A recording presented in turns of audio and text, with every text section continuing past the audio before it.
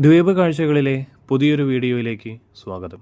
ഇന്ന് പതിവ് പോലെ സ്കൂളിലെത്തിയ എന്നെ കാത്ത് ഒരു സർപ്രൈസ് ഉണ്ടായിരുന്നു. ഒരു സർപ്രൈസ് വെൽക്കം.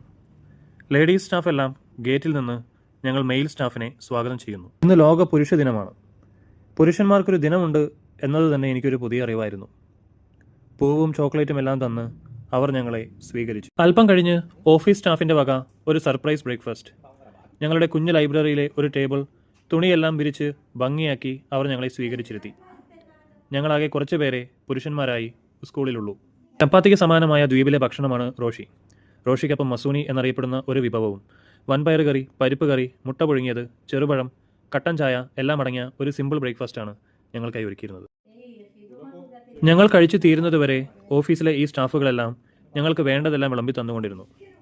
വളരെ സ്നേഹമുള്ള ആളുകളാണ് ദ്വീപ് നിവാസികൾ.